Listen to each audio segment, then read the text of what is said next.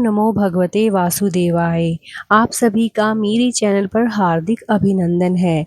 आज हम वैशाख पूर्णिमा के बारे में जानेंगे और यह भी जानेंगे कि वैशाख पूर्णिमा को बुद्ध पूर्णिमा क्यों कहा जाता है। स्कंद पुराण में वर्णित है कि ब्रह्मा जी ने वैशाख मास को समस्त मासों में श्रेष्ठ बताया है, इसीलिए यह मास विष्णु भगवान को अत्यंत प्रिय है। इस माह में हजारों श्रद्धालु पवित्र तीर्थों पर स्नान, दान व पुण्य कर्म करके मोक्ष की प्राप्ति का मार्ग प्रशस्त करते हैं। वैशाख शुक्ल पक्ष की पूर्णिमा को बुद्ध पूर्णिमा या पीपल पूर्णिमा भी कहा जाता है। इस दिन का संबंध न केवल भगवान बुद्ध से है, बल्कि यह दिन भगवान विष्णु को भी समर्पित है और पुराणों के अनुसार महात्मा बुद्ध भगवान विष्णु के 9वें अवतार माने गए हैं। हमारे हिंदू पंचांग के अनुसार वैशाख पूर्णिमा की शुरुआत 11 मई को शाम 6:55 पर होगी। वहीं इसका समापन 12 मई को 7:22 पर होगा। हिंदू धर्म में उदया तिथि का महत्व है। ऐसे में इस बार 12 मई को वैशाख पूर्णिमा मनाई जाएगी। वैशाख पूर्णिमा पर चंद्रोदय का समय शाम 5:59 पर होगा।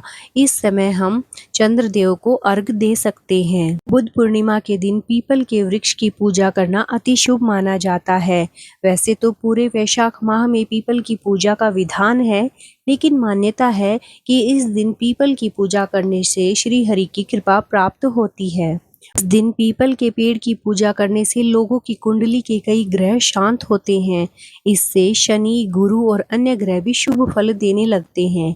राहु केतु के अशुभ प्रभाव को कम करने के लिए पीपल का वृक्ष लगाना चाहिए। वैशाख माह की पूर्णिमा को बुद्ध पूर्णिमा इसीलिए कहा जाता है क्योंकि इस दिन गौतम बुद्ध का जन्म हुआ था और इसी दिन उन्हें ज्ञान की प्राप्ति भी हुई थी। दुनिया भर में बुद्ध पूर्णिमा को विभिन्न तरीकों से मनाया जाता है। बहुत से घरों में इस दिन दीपक जलाकर और फूलों से घरों को सुसज्जित किया जाता है। इस पूर्णिमा के दिन घर घर में खीर बनाने का विशेष महत्व है। गौतम बुद्ध को इस दिन खीर का भोग लगाया जाता है। माना जाता है कि गौतम बुद्ध ने ज्ञान की प्राप्ति के पश्चात खीर ग्रहण करके ही अपना व्रत पूर्ण किया था। यह दिन इसीलिए विशेष है क्योंकि इसी दिन गौतम बुद्ध का जन्म हुआ था, इसी दिन उन्हें ज्ञान की प्राप्ति हुई थी और इसी दिन उन्होंने अपने जीवन का परित्याग किया था।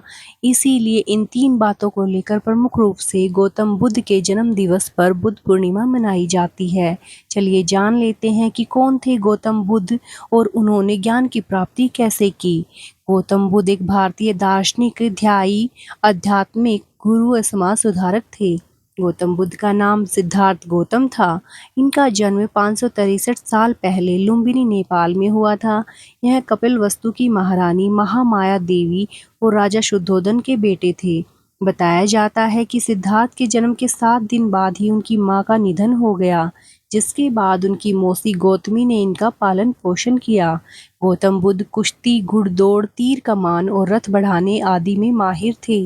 उन्होंने गुरु विश्वामित्र से वेद, उपनिषद, राजकाज और युद्ध विद्या की शिक्षा ली थी। गौतम का विवाह 16 वर्ष की उम्र में यशोधरा के साथ हुआ।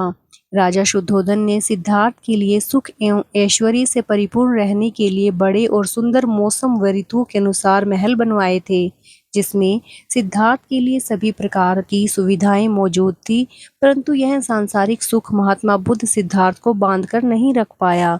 उन्होंने जब पुत्र राहुल के जन्म की खबर सुनी, इसके बाद सिद्धार्थ के मुंह से अचानक निकल पड़ा, मेरा पुत्र राहुल यानी बंधन, इससे पहले सांसारिक बंधन में बंधकर रह जाए और उनका जीवन इसी के आसपास सिमट जाए, इसके लिए उन्होंने गृह त्याग का निश्चय किया और सत्य की खोज में निकल गए।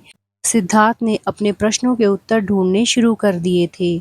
समुचित ध्यान लगा पाने के बाद भी उन्हें इन प्रश्नों के उत्तर नहीं मिल रहे थे कि जन्म क्या होता है, बुढ़ापा क्या होता है, दर्द, बीमारी और मृत्यु क्या होती है। इन सब के जवाब उन्हें नहीं मिल पा रहे थे। फिर उन्होंने तपस्या की, लेकिन अपने प्रश्नों के उत्तर नहीं मिले। इसके बाद कुछ और साथियों के साथ मिलकर अधिक कठोर तपस्या प्रारंभ की। ऐसे करते हुए 6 वर्ष व्यतीत हो गए। भूख से व्याकुल मृत्यु के निकट पहुंचकर बिना प्रश्नों के उत्तर पाए वह कुछ और करने के बारे में विचार करने लगे थे। एक गांव में भोजन की तलाश में निकल गए। फिर वहां थोड़ा सा भोजन ग्रहण किया। इसके बाद वह कठोर तपस्या छोड़कर एक पीपल के पेड़ के नीचे प्रतिज्ञा करके बैठ गए कि वह सत्य जाने बिना उठेंगे नहीं। वह सारी रात बैठे रहे और माना जाता है कि यही वह क्षण था जब सुबह के समय उन्हें पूर्ण ज्ञान की प्राप्ति हुई थी। उनकी अविद्या नष्ट हो गई और उन्हें निर्वाण यानी बोधि प्राप्त हुई और वे 35 वर्ष की आयु में बुद्ध बन गए। बुद्ध को शाक्य मुनि के रूप में भी जाना जाता है। 7 हफ्तों तक उन्होंने मुक्ति की स्वतंत्रता और शांति का आनंद लिया। प्रारंभ में तो वह अपने बोधि के बारे में दूसरों को ज्ञान नहीं दे रहे थे। बुद्ध का मानना था कि अधिकांश लोगों को समझाना बहुत मुश्किल होगा। मान्यता है कि बुद्ध को स्वयं ब्रह्मा जी ने अपने ज्ञान को लोगों तक पहुंचाने का आग्रह किया था। फिर वह इससे सहमत हो गए। इस तरह उन्होंने अपना पहला धर्मोपदेश उत्तर प्रदेश के वाराणसी के पास सारनाथ में अपने पहले मित्रों को दिया था। गौतम बुद्ध का जीवन हर किसी के लिए प्रेरणादायी है। गौतम बुद्ध बौद्ध धर्म के प्रवर्तक बने, इसीलिए हमारे हिंदू धर्म में बुद्ध पूर्णिमा का बहुत ही अधिक महत्व है। तो कैसी लगी आपको ये जानकारी? अगर आपको ये जानकारी अच्छी लगी है तो प्लीज़ मेरे चैनल को लाइक, सब्सक्राइब और शेयर कीजिए। भगवान बुद्ध की और भगवान विष्णु की कृपा आप सब पर बनी रहे। ओम नमो भगवते वासुदेवाय। बुद्धं शरणं गच्छामि, धर्मं शरणं गच्छामि।